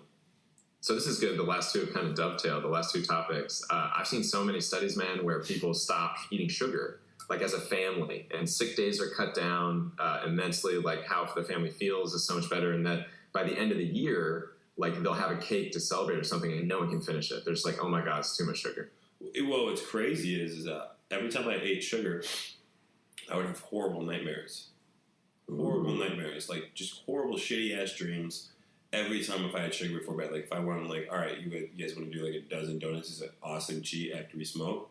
Yeah, all right, cool. Go get it. Come back. And worst mistake ever. Because you just have horrible nightmares. It took me like 3 or 4 times to realize it was sugar that was causing crappy dreams. So I stopped eating sugar and also just upset my stomach like no other. I can't do gluten anymore either. When I turned like 29 or 30, gluten became really a problem. Super bloated, uncomfortable, just insensitive. I couldn't do anything with gluten. Interesting. Yeah. So how do you guys go out to eat? Like, are there certain places that you hit out in Venice, or do you have to request stuff? Usually, for the most part, like I can still do like French fries, potatoes, and stuff like that. So I just stick to like rice and potatoes or French fries or something like that if I'm cheating or having a cheat meal. But I don't do any more gluten. I haven't had gluten, man, in quite a long time. I even get gluten-free pizza. So yeah, I haven't had gluten quite some time. I don't eat sugar. And I haven't had artificial sweeteners now in almost like 8 months. Nice, man. Yeah, artificial sweeteners is a big one. And that's another thing I get asked on supplements. I don't usually use any because most things are filled with artificial sweeteners. And I think that's actually one of the biggest problems. I touched base on this in one of my posts a while back.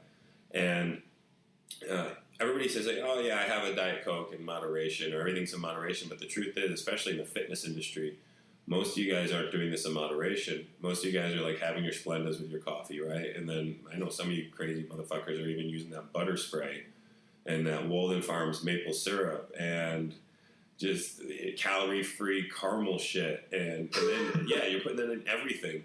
And on top of that, then you have a huge gallon of branched chain aminos watermelon That's all artificial sweeteners. And then after that, you have your carb drink that's strawberry, and then you have your protein shake that's chocolate peanut butter, all artificial sweeteners. And then you finally have that Diet Coke that you were just talking about on top of it. Not to mention whatever the fuck you're putting in your oatmeal or everything else. You guys are crazy. It's all counterproductive.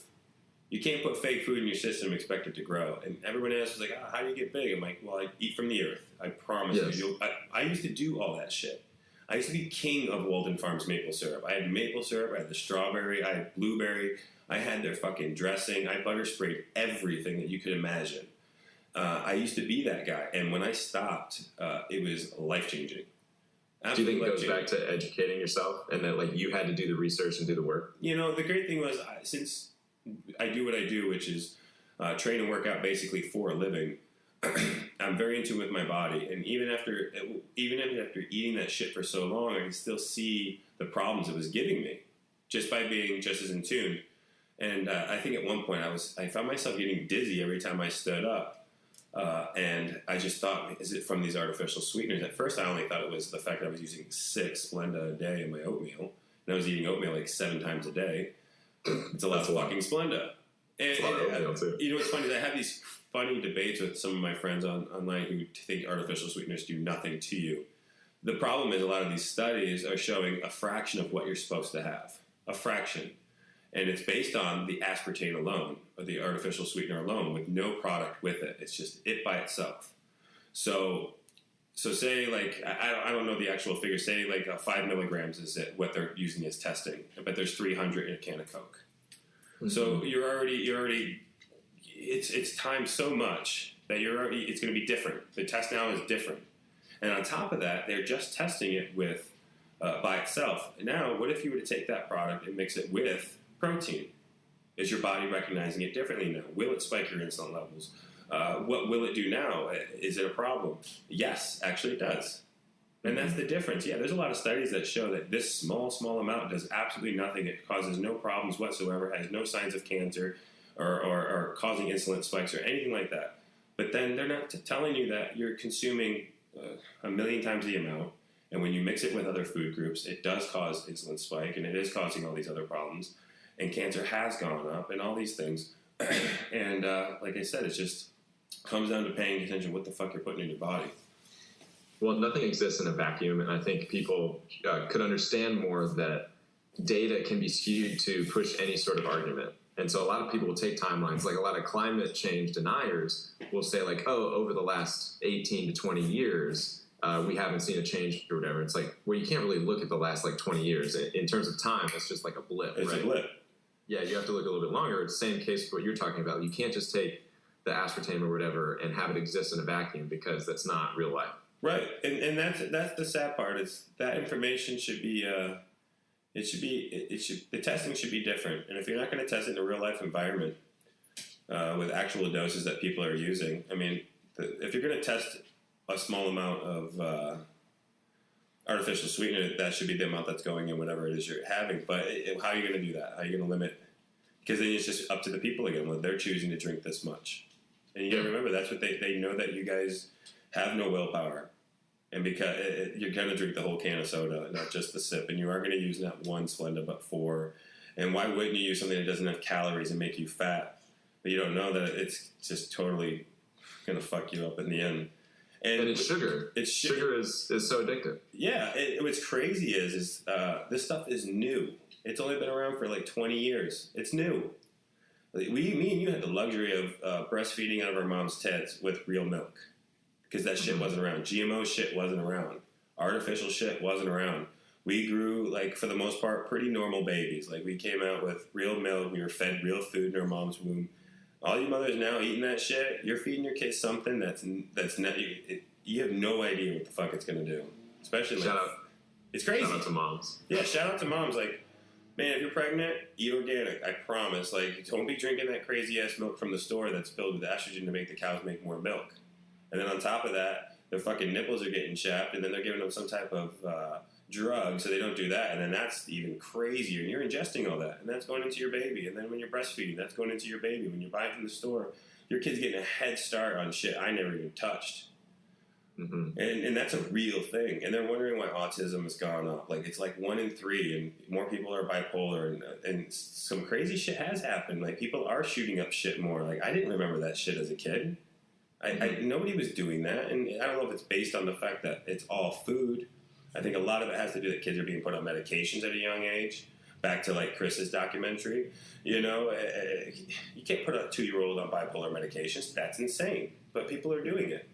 Yeah, we need to take you on the road, man. I feel like more people need to hear this. We need to do, like, some sort of speaking tour to hit everybody. Because there's a ton of people in, like, I hate to say it, the flyover states. Well, we just trust doctors because that's what we're told to do. We're trusting doctors, and the doctors, like in Chris's doc, it's now a business. It's not about them helping you. You have to understand, when they're going to sell you that antipsychotic drug, when they're selling you that drug, they're making money. When they fill that prescription, they're making part of that money. And when you go to them with a problem, they're going to find something to give you. Yeah, I think it was mentioned in Chris's doc that they're beholden to the shareholders, all these pharmaceutical companies. For sure. And so to do that, they have to come out with a new drug every 6 months, every 12 months, and a cure is not conducive to that business model. Right, exactly. And it comes to a point where we have to, as intelligent human beings, start looking at things for ourselves. And that just goes back to just making our own decision, doing our own research when it comes to stuff. Like, even when it comes to us talking about marijuana, and when it comes to us talking about other cool shit, do your own research. You don't just take our word for it. That's just not smart. It's not intelligent. And that's what you're supposed to do. Just follow for the sake of following. And listening to people who may not have your best interest is a real thing. It's a very real thing, and it's kind of scary because most of the people, they trust way too much. They really do. You guys just give your money to people who do not have your best interest in mind. And if you just did your own research and try to understand how your own body works, for God's sake, it's your body. Understand how it works. Like, take time in learning it. And I know they don't teach you that shit, which is another fucking huge problem. The fact they don't teach nutrition in schools. Like, why aren't you parents... And it's not your fault, but man, become aware of the fact that what they're teaching in school needs to be better. And they should be teaching kids about nutrition, proper nutrition in school, what to stay away from, real life shit. Like, because you have to remember, when the food is the ultimate source of everything, whatever you're putting in your body is going to end up being what makes you more intelligent. It's going to make you more aware, more energy, sleep better, better relationships, less depression. I guarantee food is one of the biggest causes of depression. Well, and to get into some of the woo-woo shit too, like, you saw how cows and other animals are treated, and so what's the point of taking that negativity and that violence? And then that's true. Energy's a real thing. Yeah. Like, could you guys imagine? Man, if you guys haven't seen those films, I don't recommend it because they're heartbreaking. But if you do care about animals, you would understand where I'm coming from. And it's rough to see what they're put through, and then you are ingesting that really, really stressed cow. And that sounds really horrible. Like, that's the only thing I'm concerned about. Like, I'm concerned about the stressed meat from this poor cow, and not about its shitty life it just had. But it all works together in the end if you do pay attention to it. Mm-hmm. It all ends up for a better cause in the end. Yeah, we are a connected system. Like, if you look at everything in life, it just bolts on to the other one, right? Like, you and I are individual people, and then we live in a city, which is a group of people, living in a country, group of people, living in a world, group of people. And so it's not like we're just living in a vacuum. Like, we're all connected. And so, like you were saying, like, what you eat is going to determine how you feel and what you do. 1,000%. And it's so euphoric once you realize that. That's the coolest thing this last year that I've gone through, because the artificial sweetness is only like 8 months old, 9 months old, the gluten thing. And now I'm really excited about the possible of no meats. Because I always told Steph, though, even though I love bacon. I fucking love bacon, and I love steaks. I truly crave that as a human. That's actually why I eat it, not just for my own ignorance. I truly, truly crave red meat as a human. And that was my way of, like, yeah, I'm supposed to eat it.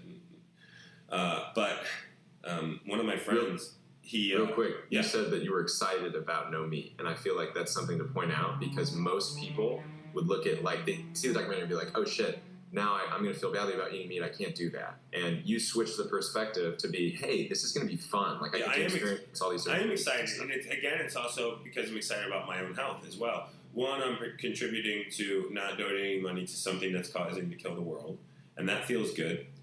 And two, I think my body will feel better. I think I do eat too much red meat, honestly, even if though I'm a big fan of listening to my body and I still, at this point, I still think I eat too much red meat. So I'm excited to see what my body does. I think it'll be at an extremely functional level. I think I'll get even more conditioned as far as where I want to be at physically with my body.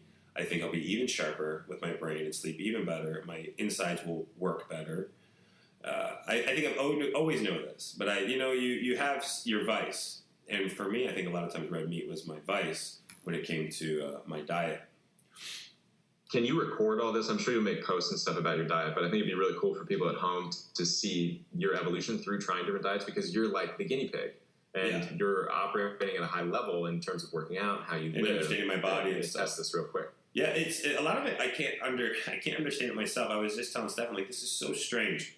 When I did the Ferrigno show a few months back, I had carbs. I had red meat, and I thought my body was at its optimal level. I was functioning at such a level. I was stronger, full of energy, and even people who watched my my transition into the show, they were also amazed by it and almost dumbfounded by the fact that I was able to train as much as I did. And then after the show, I really did want to stay at a nice conditioned for my business, and I decided to not keep in the carbs and just stick with low fat, just for fun. It was mainly also because after the holidays just kind of finished, and me and Steph were enjoying them, and I was like, all right, time to get back on track, and I kind of want a little boost, so I'm just going to do fats. And I noticed like such a change in my brain and how I slept. My sex drive went up even more, and everything. So I was like, I'm going to try this out for a little bit longer. And then I found myself growing. I get more conditioned. I actually got stronger in the gym again. And I kept going to Steph. I'm like, this doesn't make any sense. I'm eating less food. I'm not eating any carbs now. I don't ever get hungry. Once I get hungry, it's like I'm supposed to eat. It's actually like hunger. My stomach's like, oh, hey, you're actually not a thought process of being hungry.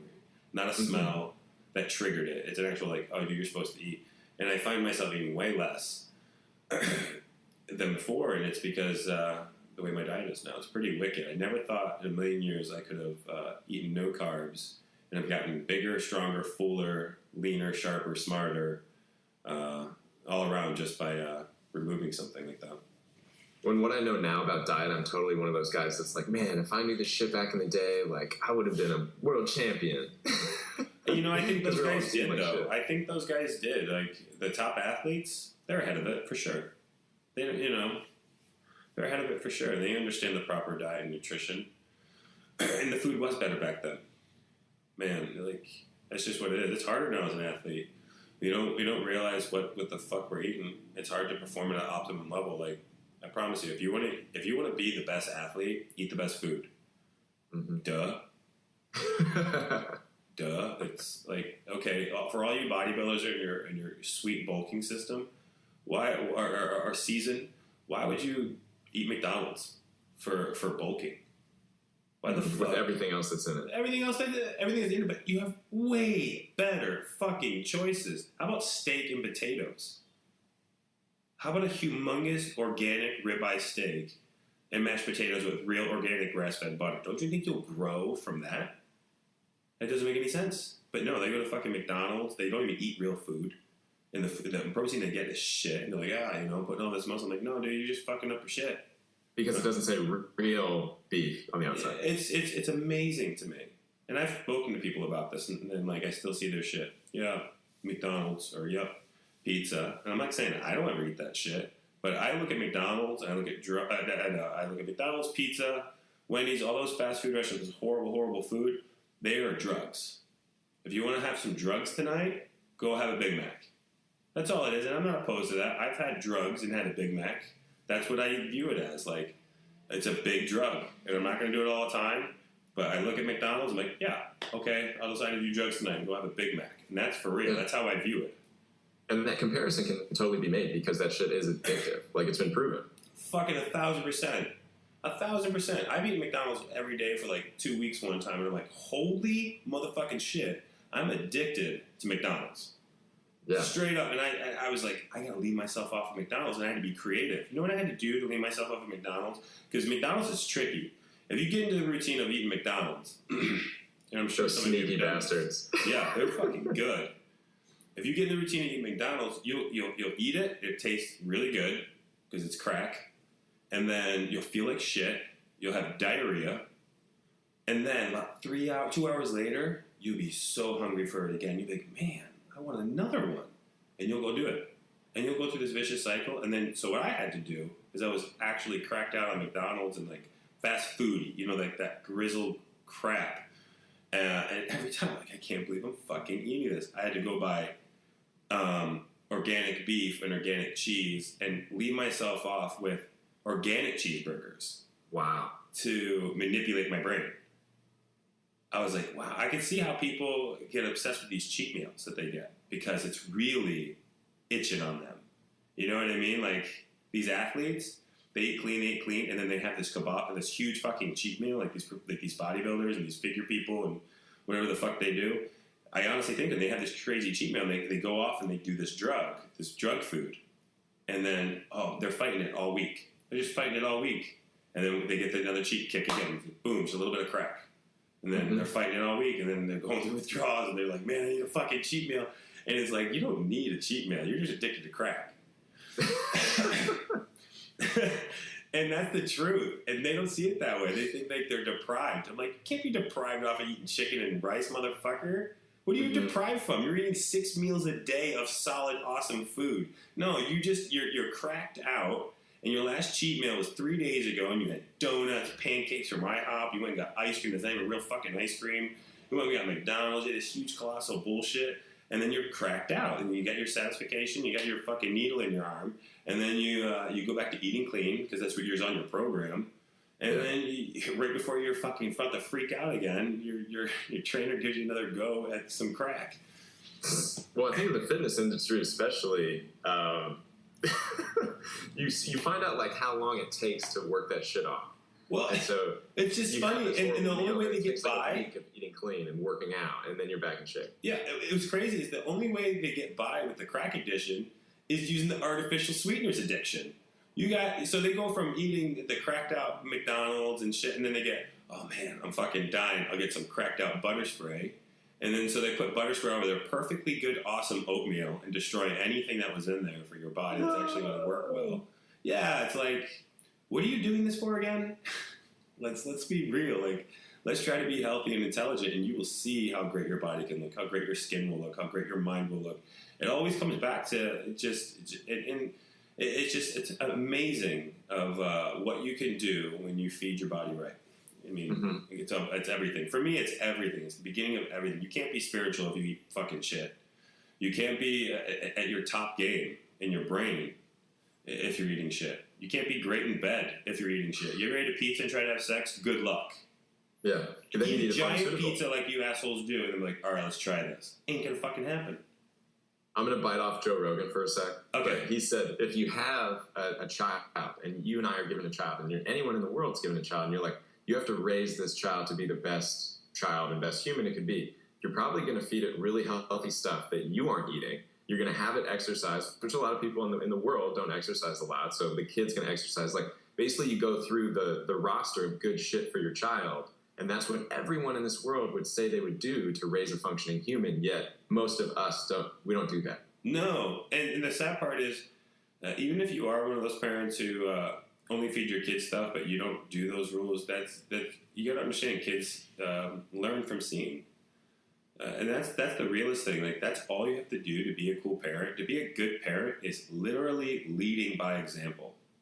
That's all you have to do. You don't have to tell them to do anything. All you have to do is be cool as fuck. If you're cool as fuck and you treat people everywhere around you with kindness, and you teach your kids and you eat healthy and you talk about eating healthy in front of your kids, and everything you do is on point as a human, guess what? Your kid will be perfect. Unless he's bipolar and has some other issues, but even that'll make it to where he's not as bipolar. It's amazing. Like, I honestly think the food makes that situation even worse. Like, it fucks it all up. There's a lot of people that I've noticed that are bipolar, and once they got their diet and nutrition down, it's helped tremendously in the activity that they're doing each day. Yeah. I was going to bring up, they've done studies on depression, and it's very early stages, and I can't say with 100% certainty, but they're saying that diet plays this huge role. that if a diet is super tight and you're not eating all that bullshit, then people aren't as depressed. For sure. But again, back to myself, and I keep using myself as an example because I am in tune with my body, and I have done. And you do a lot of research, and you pay attention to what you put in your body. Yeah, and I'm a good. A lot of people are like, oh, I've done the no aspartame, and I didn't notice. I'm like, yeah, but I've really done it. I've done it, and I've stayed true to it, and I saw the differences. And because I was able to do that, because I'm able to, the reason why I can do that is because I live such a nice, clean, consistent lifestyle.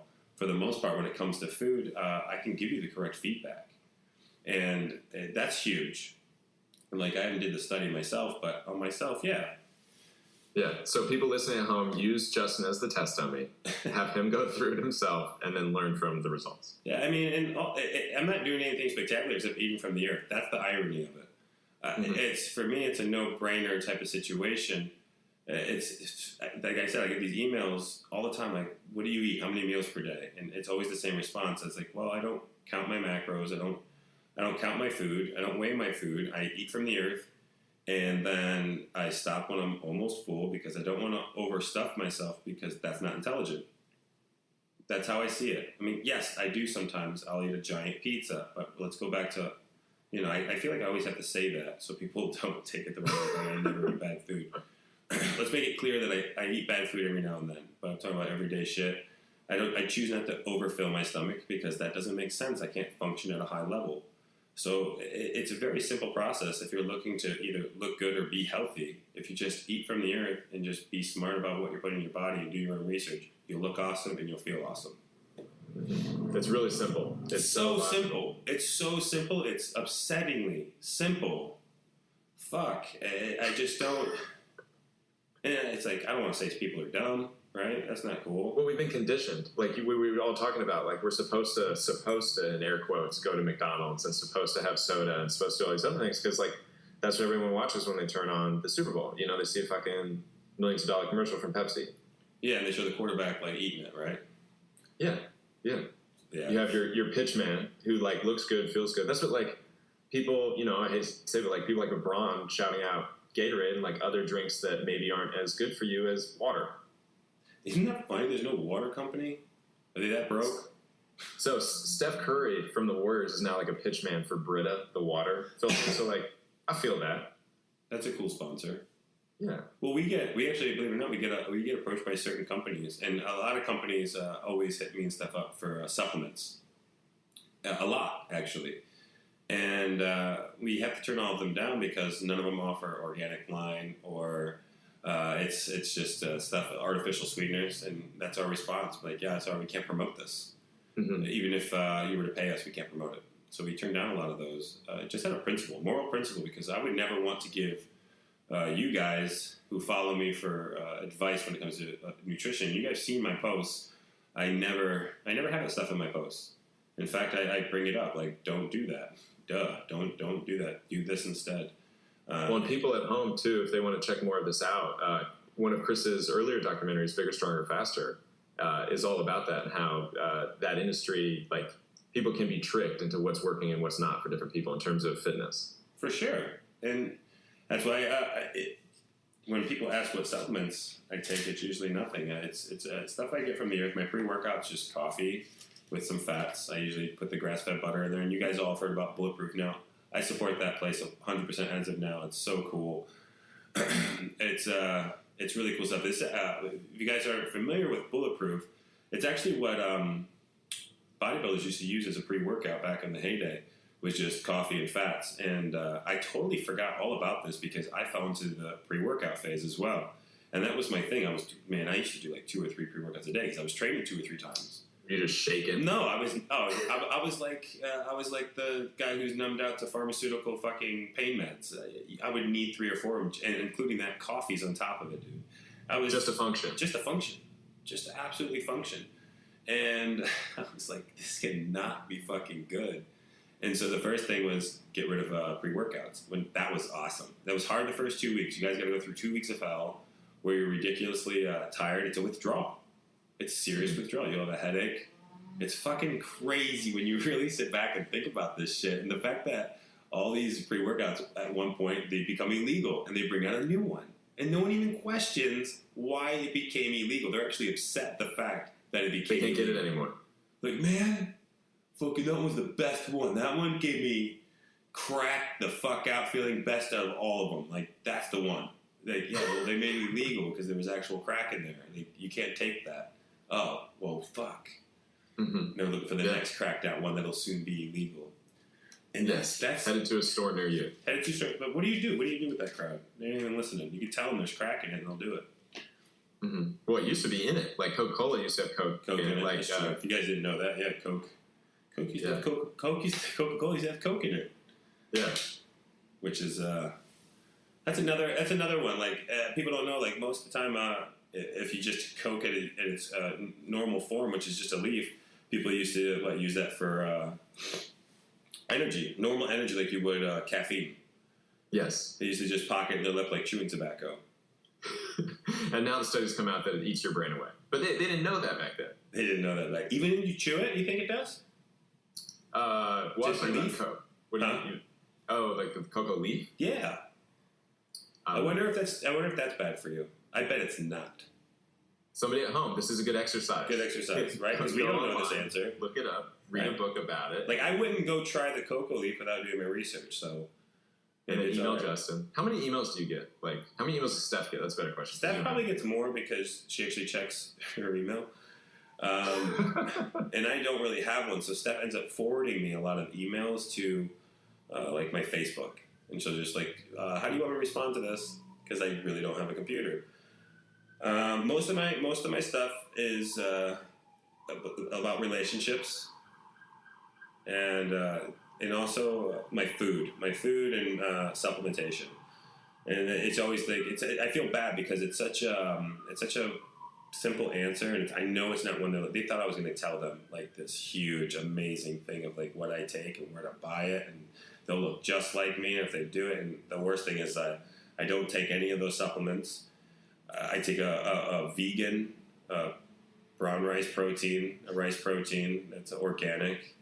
I have that twice a day after I train, and other than that, I eat a lot of eggs and a lot of salmon and beef. But now it's just going to be salmon and eggs. I think I'm going to look so cool on salmon and eggs. I think it's going to be so cool.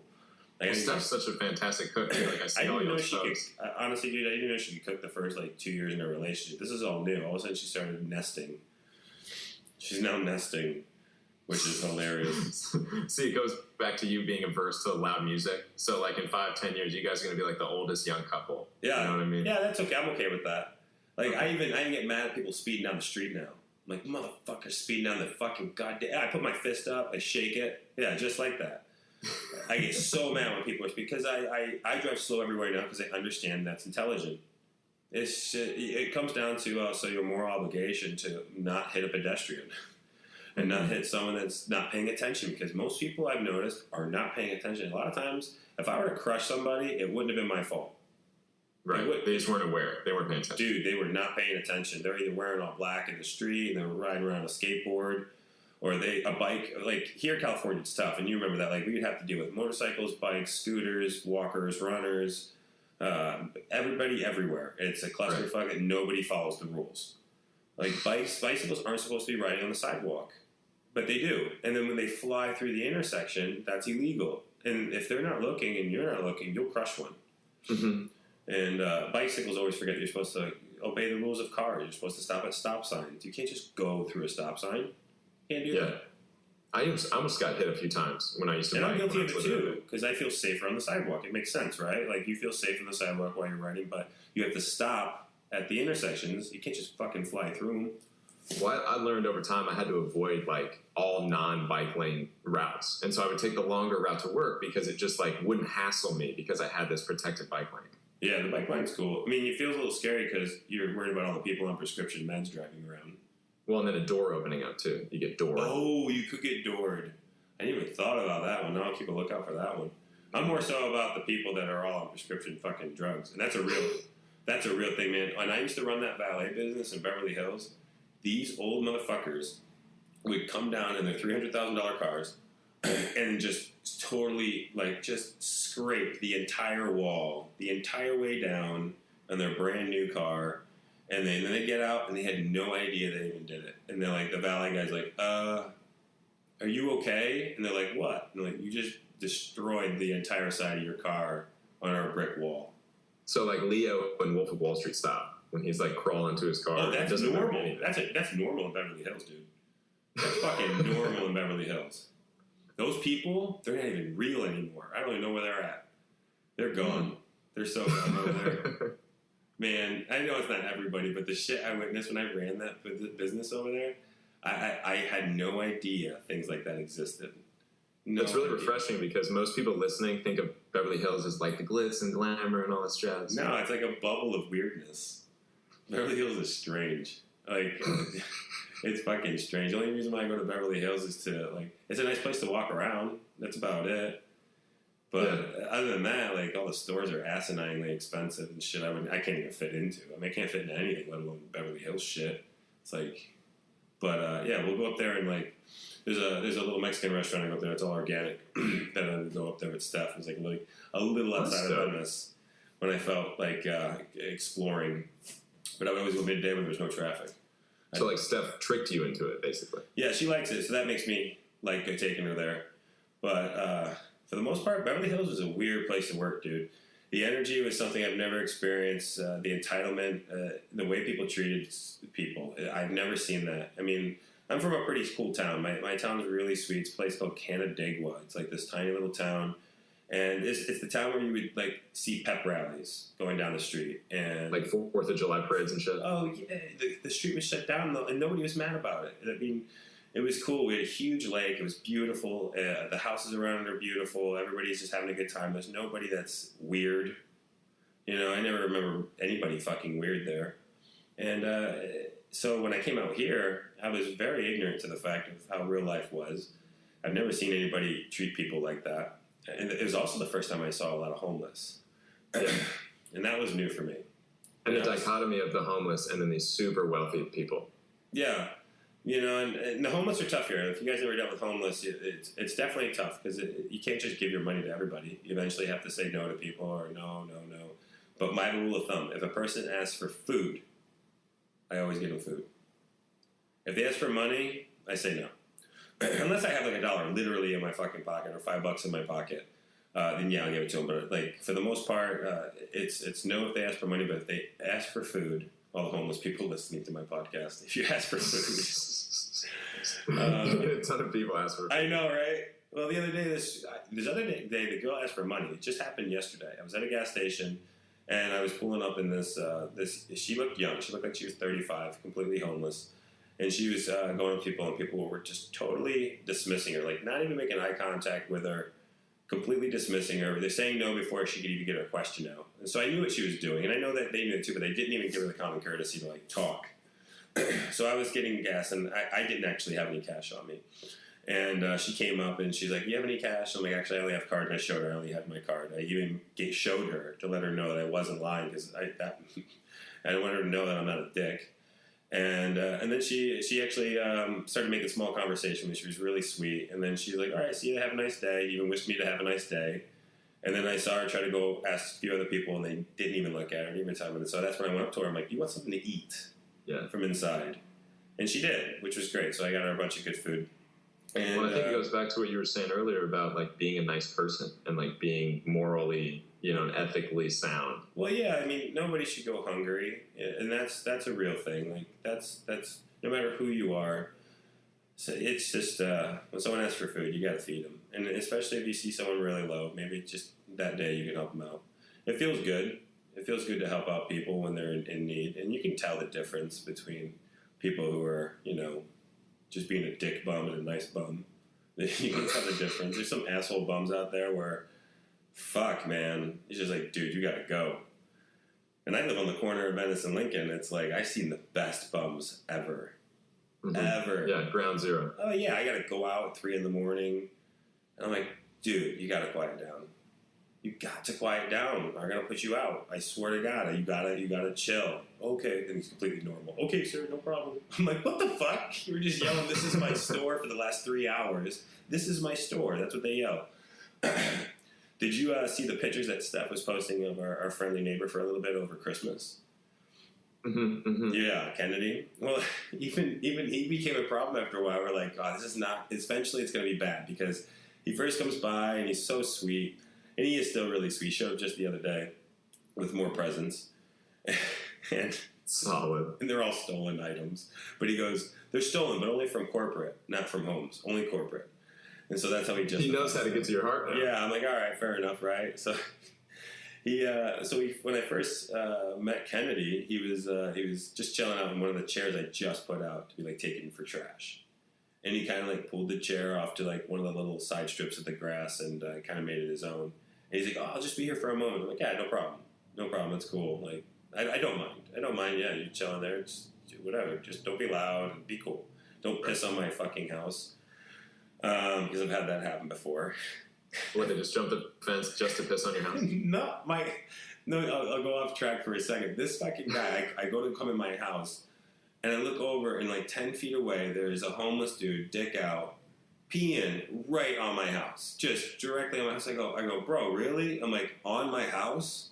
I couldn't even get mad because it was so, and he's like... He was so shocked. Well, he goes, "Oh, man, I'm sorry, man." I'm like, "Well, stop." He's like, "Oh, I can't, man. I can't stop once you start going."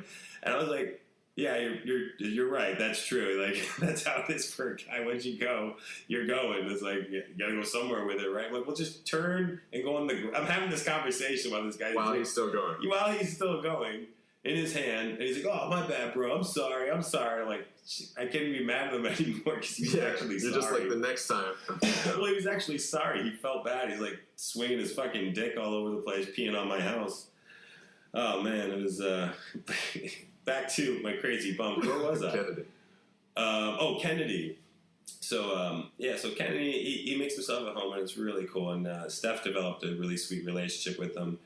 And she started, bringing him out. Like, she brought breakfast at one time or coffee one time, and he was really sweet about it. And even one night it was freezing, and I brought one of the space heaters out, and I plugged it in my house and ran it through my door, so he could, cool. so he could freeze it. It was cold, man. It was like when we got a few rainstorms in, and but then all of a sudden one day, music's playing. Right, he's got a speaker out there, music's playing, and there's like 7 or 8 of them, all chilling. But they're just chilling, like it's his living room. Yeah. They're smoking weed, listening to music, plugged into the plug I gave him for the heater. And then I'm like, all right, well, that's okay, I guess. Like, so I come inside the house and stuff's like, what do we do? I'm like, I don't know. I'm like, well, I guess we'll see if they turn it off in a little bit. It's like 11 o'clock at night, and so we're chilling, no big deal. So then it's like 12 o'clock. We decide to go at 12:15. I lay in bed, and that music's playing, literally plugged into my house. And I'm like, fuck.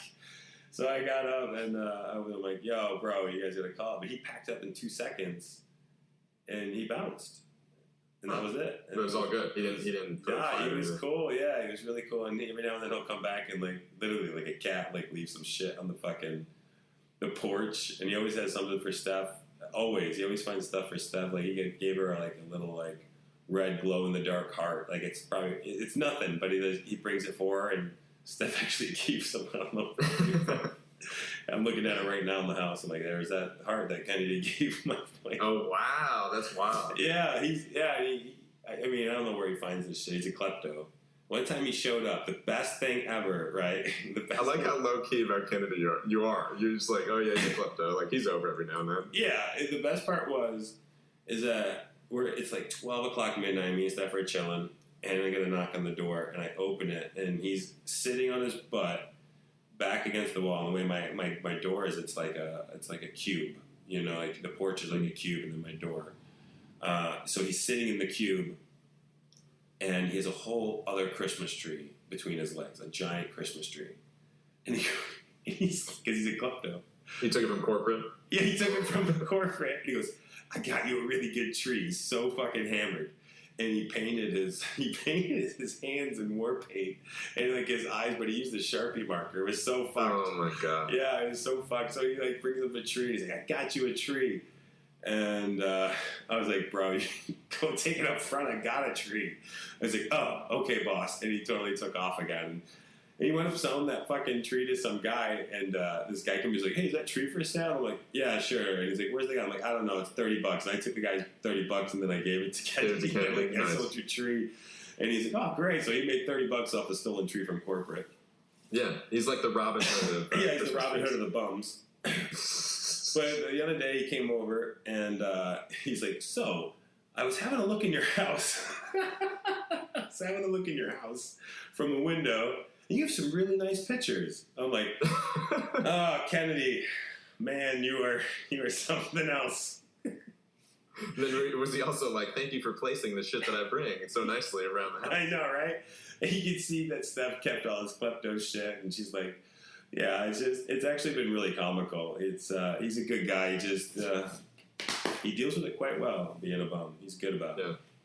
Yeah, when I was out there, there'd be a few waiting for me outside the apartment, like go for an early workout. And they like you said, like not all of them are crazy. Like they were nice in the morning. Yeah, like, most of them are really cool. Like, Venice bums are super chill, dude. Venice bums are super chill. They always talk to me all the time.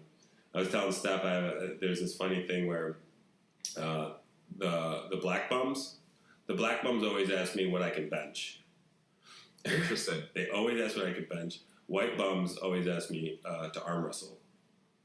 Okay. I don't know now why. They're just going to ask you for food. No, nobody asked me for food. The first they asked me what I can bench, then they asked me for money. They asked me to arm wrestle, then they asked me for money.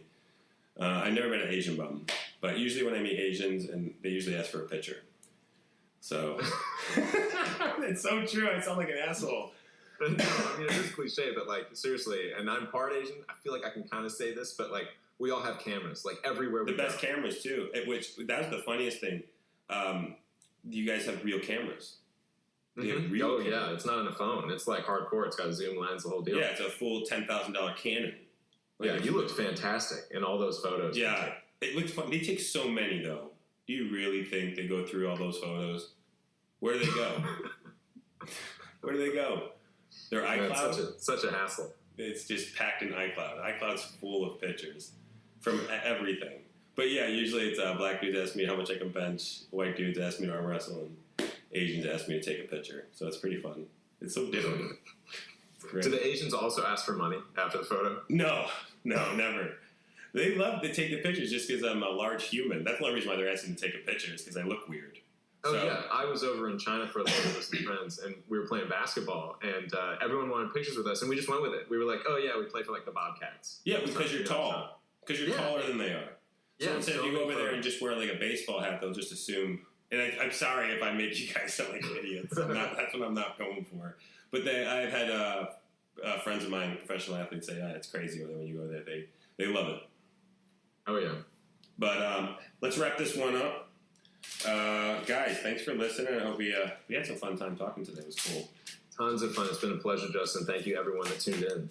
Yeah, guys, stay tuned. We're going to keep releasing these once a week. Send some more topics that we'll talk about.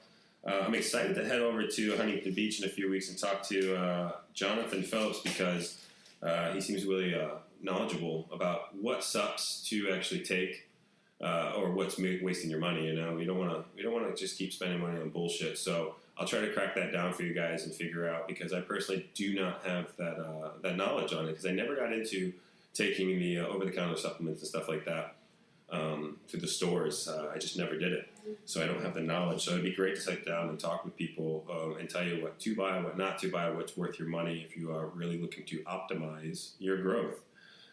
Shit like that. So we'll get into it.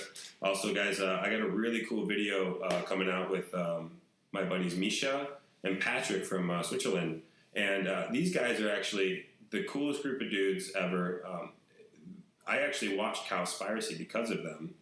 And the same reason I gave you why I don't want to eat meat is what they told me. And it was like one of the coolest things I've ever heard, to not eat it. They basically said, the reason why I'm choosing not to eat meat or try to become more aware of this problem is because it's just morally wrong.